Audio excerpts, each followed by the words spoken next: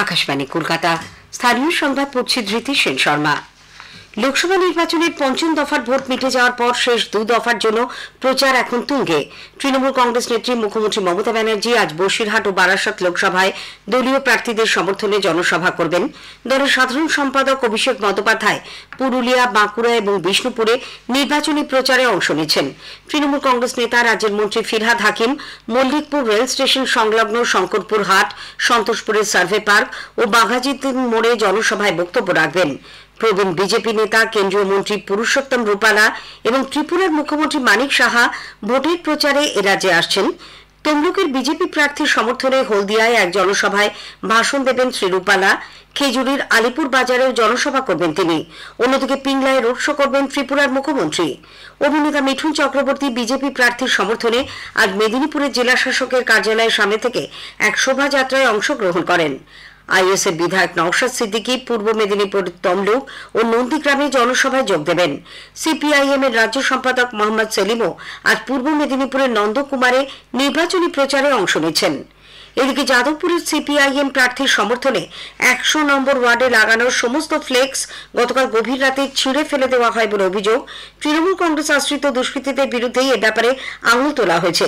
এই নিয়ে গোটা ওয়ার্ডে চাঞ্চল্য ছড়িয়েছে। এর প্রতিবাদে আজ সন্ধ্যায় নাগতলায় এক জনসভার ডাক দেওয়া হয়েছে। পঞ্চশায়রের শহীদ স্মৃতি কলোনিতে প্রচারে গিয়েও আজ সিপিআইএম কর্মীদের বাধার মুখে পড়তে হয় বলে অভিযোগ। কেন্দ্রীয় বাহিনীর সামনে ছিনিয়ে নেওয়া হয় দলের পতাকা। এদিকে পঞ্চম দফায় গতকাল 60.09% ভোট পড়েছে। এর মধ্যে পশ্চিমবঙ্গের সবচেয়ে বেশি 74.65% ভোট পড়েছে বলে নির্বাচন কমিশন সূত্রে জানা গেছে। দক্ষিণ চব্বিশ পরগনার ঢোলাহাটের ডোবারচক গ্রামে এক আইএসএফ সমর্থকের বাড়িতে বোমা বিস্ফোরণে চাঞ্চল্য ছড়িয়েছে। হোসেন মির নামে ব্যক্তি বাড়িতে না থাকলেও তার ছেলে থাকতেন। বিস্ফোরণের সময় অবশ্য সেখানে কেউ ছিলেন না। এই বিস্ফোরণের পর থেকেই শুরু হয়েছে রাজনৈতিক চাপানুতোর।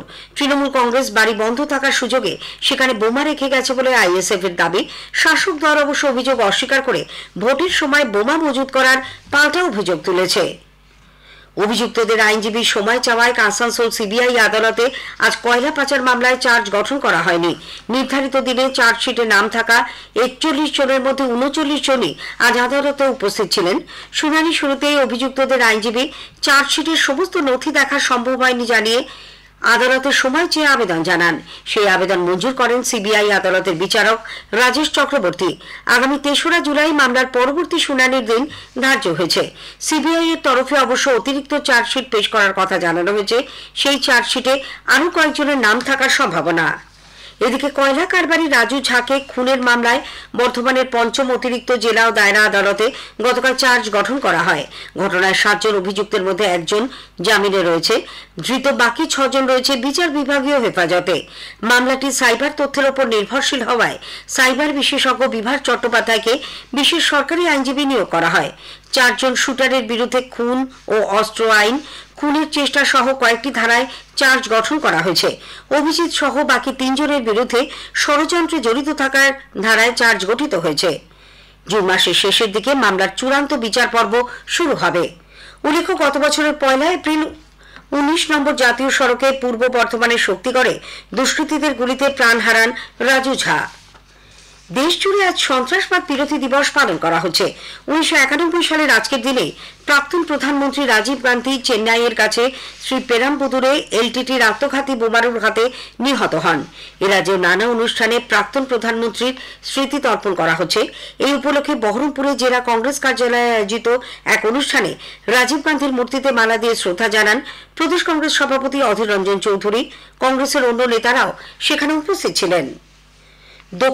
উত্তর দিনাজপুরের ইসলামপুরকে করিডোর করে চোপড়ার বিভিন্ন নদী ঘাট থেকে বালি তুলে দেদার পাচারের অভিযোগে নাজেহাল প্রশাসন।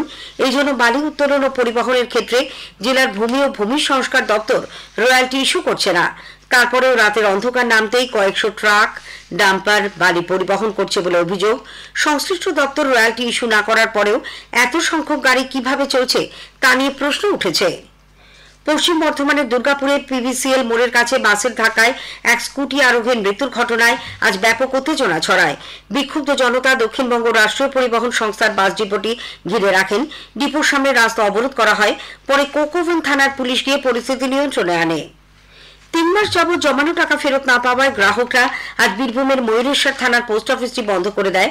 3 মাস আগে ওই ডাকঘর থেকে 2 কোটি টাকা তছরূপের অভিযোগে পোস্টমাস্টারকে ধরা হয়। তিনি এখন জেল হেফাজতে। তারপর থেকেই ডাকঘরে কার্যত কোনো কাজ হচ্ছে না বলে গ্রাহকদের অভিযোগ। আইপিএল ক্রিকেটের প্লে অফ পর্বের ম্যাচে আজ কলকাতা নাইট রাইডার্স আহমেদাবাদের নরেন্দ্র মোদী স্টেডিয়ামে সানরাইজার্স হায়দ্রাবাদের বিরুদ্ধে খেলবে। খেলা শুরু সন্ধ্যে 7:30টায়। স্থানীয় সংবাদ শেষ হলো।